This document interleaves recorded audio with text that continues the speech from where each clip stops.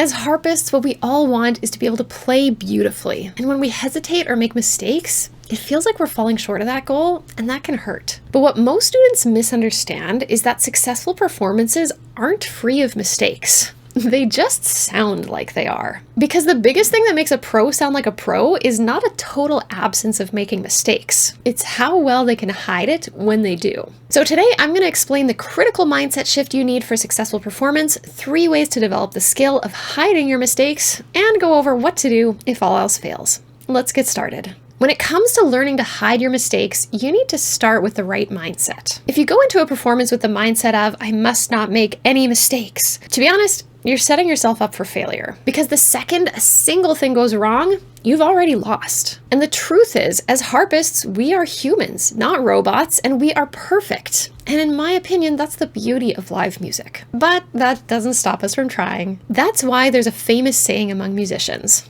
perfectionist in the practice room, realist on stage. The trouble is, we spend so much time during our practice trying to get everything right that it's hard to turn that off, and we get frustrated when we aren't able to play perfectly in performance. But let's zoom out and think about the audience's overall perception of a piece of music. On the screen, you see 100 squares. 96 of them are blue and 4 of them are yellow. As a whole, would you say that this image is yellow overall? No, you wouldn't. If someone showed you a painting that looked like this and you had to describe the color in one word, you would probably say blue. In the same way, a few mistakes here and there do not ruin a performance overall. And this is the critical thing to understand and believe. 2 things can be true at the same time. You can make a mistake and you can give a beautiful performance. They're not mutually exclusive. Just like a few yellow dots doesn't mean this isn't a blue image. But I know what some of you are thinking right now. Yeah, but the yellow is still there and they're kind of obvious. Well, you're right. But what if instead of those bright yellow squares, they were purple instead? They blend in a lot more now, right? You might not even notice them if you weren't looking for them. And that's what I'm going to teach you to do by learning to hide your mistakes and blend them in so that no one will notice them. Now I'm going to show you 3 ways that you can develop this skill. Let's start with the simplest one. When you play and you make a mistake, try to keep going instead of stopping in your tracks. See if you can find your way forward to the next notes and just continue rather than letting it completely derail you or getting spooked and just freezing. Because the most noticeable thing you can do is stop playing. That silence is much more obvious than a few incorrect notes. A lot of us have an instinct to just drop everything the moment something goes wrong, and if you always let that instinct win during practice, that's what will probably happen on stage as well. It's not the end of the world if it does happen, but by prioritizing moving through mistakes, we can develop a tolerance for things going wrong and an ability to think on our feet to figure out what to do next when something unexpected happens. Even if all you can manage to do is play a long G and maybe repeat it a few times until you can figure out where you're going next, that's still preferable to stopping completely. It's fine if you want to go back and practice the spot where you made the mistake, but try to play for at least another measure or 2 before stopping and going back. But there's still more that we can do to smoothly blend in a mistake so it's hardly noticeable. During your practice, when you do make a mistake that you're unable to play through without stopping, create a plan B and practice that. What I mean by that is if the same thing were to go wrong again, figure out a plan for what your fingers could do in that scenario and actually play through that alternate plan. Let's look at an example. Let's say that coming down from this A here, I place my fingers a string too high and then I play F and E instead of playing E and D like is written. If I was then planning to connect my thumb onto the next note here, that might throw me off because now that E string is the one that I just played. So if that were to happen again, what could I do to just get through that? I could just come off the wrong E that I've played and replace 1, 2, and 3 on the correct notes that follow. Or I could connect onto the thumb anyway onto an F and maybe play the next 3 notes a step higher than written, but still land on the A in the next bar so that I'm back on track. Then I would practice one or both of those alternate plans a few times. This way I've got a backup that I'm ready for so I don't have to stop should the same mistake happen again. Although I actually find that when I do this, I usually end up not making that mistake again because now I understand that music so well that my fingers know exactly where to go.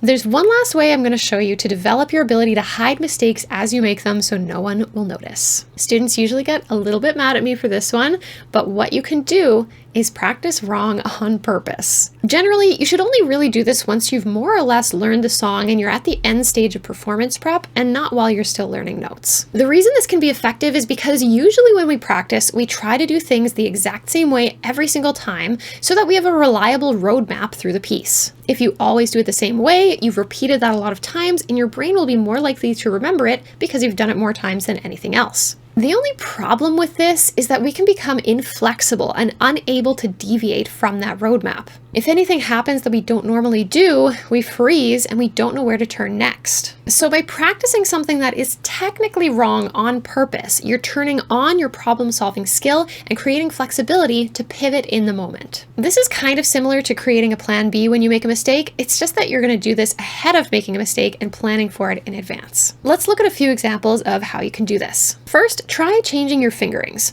A finger landing in the wrong spot is a common cause of falling off the strings. So if you can practice the same notes with several different fingerings, even if they're not good fingerings, it helps build that reflex of finding a finger when you run out of them. Let's say I have this big run right here, and normally this is the fingering that I use, and there's a crossover right here. But I want to be ready in case I accidentally place the wrong fingers to start with. So if my normal fingering is with a 4 to start with, then I might try playing this by placing just only 3, 2, 1 and seeing how can I get through this passage with a different fingering to start with. Or I can also try it so that maybe I cross the wrong finger under when I get to this cross under. So I'm going to try it with a 3 there instead of a 4 and see what I can do instead.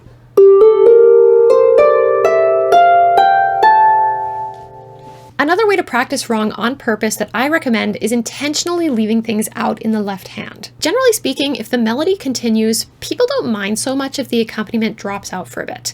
The goal is to just keep the music moving. So let's take this passage here, and I'm going to go through a couple of different ways that I can do this. So I might practice this passage here and just leave out one measure of the left hand.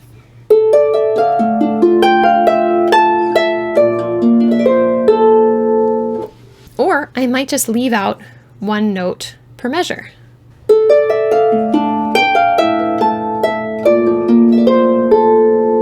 Or I could just play the first left-hand note in each measure.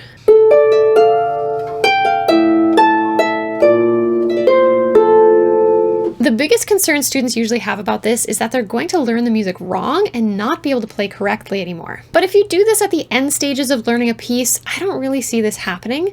And that's because in order to practice like this, you actually have to really understand what is correct in order to play it incorrectly intentionally. And this actually deepens your understanding of the original material, and you may find that the sections you practice wrong end up being some of the strongest sections in the piece. And if not, you've developed the flexibility to keep playing anyway. All right, so as I said earlier, we must be realists once we get to the stage. Something could distract you, you might get more nervous than you expected, or you might forget something. So in the event that you make a mistake and you can't keep playing through it, I'm going to show you how to create a fail-safe so that you don't have to either start over from the beginning or just give up and get off the stage. That would be very sad.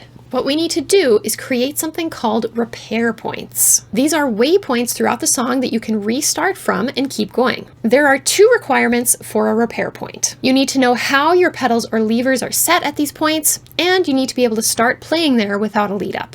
Let's go back to my piece here. So I'm going to start by marking the beginning of sections that make sense as a place to start. I'm going to label these using letters, but you could also use numbers or symbols or whatever. Next, I'm going to write a pedal chart next to each of them. For a lever harp, you could draw a staff and write in which notes have been changed or write the names of them as long as you know which strings you're referring to. Then I'm going to make a point of practicing starting right from each of those places that I marked. Will this feel harder than starting at the beginning of the song at first? Probably yes, but the more you do it, the easier it will feel and the more equipped you will be to continue on from one of your repair points during a performance if you need to.